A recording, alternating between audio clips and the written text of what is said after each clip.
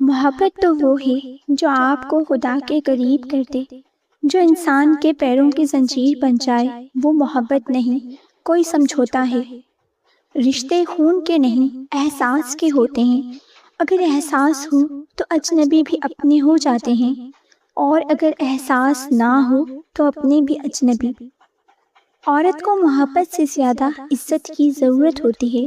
جہاں عزت نہ ہو وہاں محبت دم توڑ دیتی ہے۔ مرد جب محبت کرتا ہے تو کائنات کی ہر چیز ہارنے کے لیے تیار ہو جاتا ہے، لیکن جب وہ ضد پر آتا ہے تو اپنی بنی بنائی کائنات اجاڑ دیتا ہے۔ کبھی کبھی ہم کسی انسان کے لیے اتنے بھی اہم نہیں ہوتے جتنا کہ ہم سوچ رہے ہوتے ہیں۔ مرد کی محبت عورت کو ملکہ بنا دیتی ہے، بشرطیہ وہ مرد سچا ہو۔ زندگی میں سب کچھ مل جائے تو تمنا کس کی کرو گے؟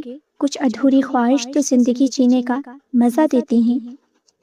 انسان کی زندگی میں کچھ موڑ ایسے آتے ہیں جہاں اسے صرف صبر کرنا پڑتا ہے، کیونکہ وہاں اس کی مرضی خدا کی مرضی چل رہی ہوتی ہے۔ جب تک انسان کسی کے دکھ سے واقف نہیں ہوتا، وہ اس کے رویے پر انگلی اٹھاتا رہتا ہے۔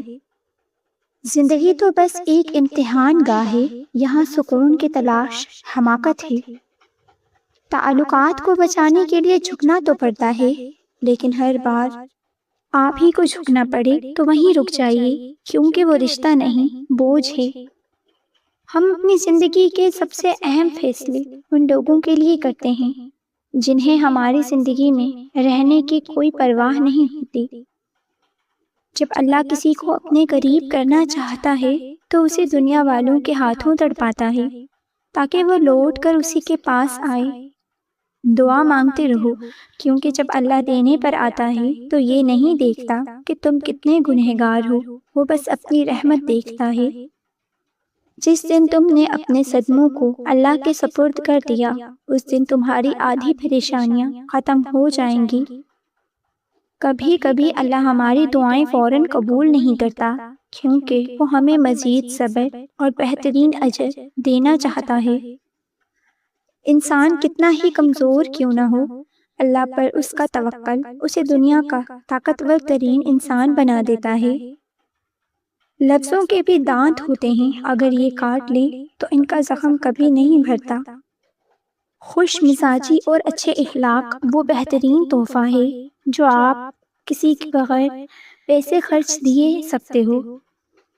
بدترین انسان وہ ہے جس کے شر سے دوسرے محفوظ نہ ہوں، اور بہترین وہ ہے جو دوسروں کے لیے آسانیاں پیدا کرے۔ بعض اوقات خاموشی سب سے بہترین جواب ہوتی ہے، کیونکہ ہر کوئی آپ کی وضاحت کا مستحق نہیں ہوتا۔ لوگوں کو معاف کرنا سیکھو، اس لیے نہیں کہ وہ اس کے لائق ہیں، بلکہ اس لیے کہ آپ کا دل سکون کا مستحق ہے۔ جب ضمیر مٹ جائے تو انسان اور جانور میں کوئی فرق نہیں رہتا۔ تنہائی ہمیشہ بری نہیں ہوتی، یہ انسان کو خود سے اور خدا سے ملاتی ہے۔ جب دل ٹوٹتا ہے تو آواز نہیں ہوتی، لیکن اس کی گونج عرش الہی تک جاتی ہے۔ انسان کا سب سے بڑا دشمن اس کا اپنا وہم اور خوف ہوتا ہے۔ روح کا سکون مال و دولت میں نہیں، بلکہ اللہ کے ذکر اور راضی برضا رہنے میں ہے۔